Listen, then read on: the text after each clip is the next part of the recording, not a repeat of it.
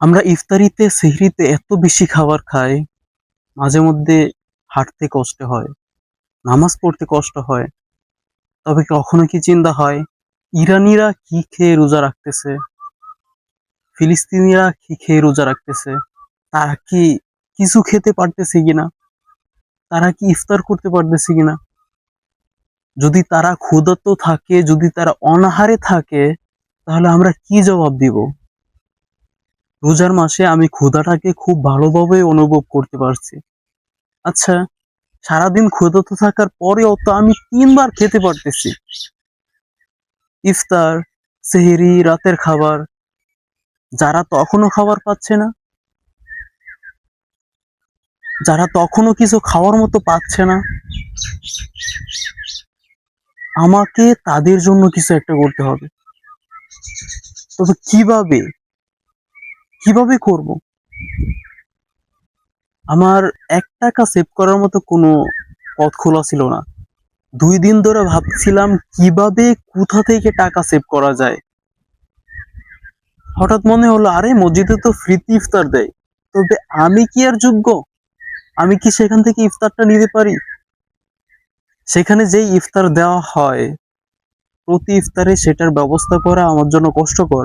সেজন্য আমি ইফতার গ্রহণ করতে পারি। যাক, ইফতারের টাকাটা তো সেভ হলো। আর একটু যদি কোনোভাবে সেভ করা যায়। আচ্ছা, এত ভালো ইফতার করার পরও কি আমার রাত্রের খাবারটা খেতে হবে? আমি রাতের খাবারটি বন্ধ করে দেই। মাঝে মধ্যে রাতে খুব খিদা লাগতো। তবে তখন আমার ফিলিস্তিনিদের কথা, ইরানিদের কথা মনে পড়তো। হয়তো তারা ইফতার করতে পারেনি এখনো। আমার যে টাকা সেভ হয়, আমি সেটা তাদের কাছে পাঠিয়ে দেই। আল্লাহ সেটাকে দ্বিগুণ করুক এবং ১ ভাগ তাদের মাঝে দিয়ে দেক, যারা ইফতারের ব্যবস্থা করছিল। আমি চেয়েছিলাম এটা শুধু আমার এবং আল্লাহর মধ্যেই থাকুক। তবে মনে হচ্ছিল আমার একা কোনো কিছুই সম্ভব নয়।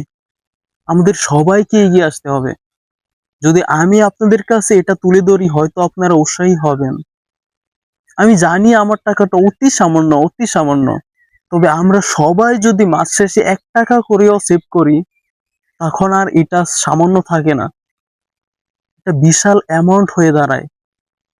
আল্লাহ তাআলা কিয়ামতের দিন বলবেন, আমি ক্ষুধার্ত ছিলাম, তুমি আমাকে খাবার দাওনি।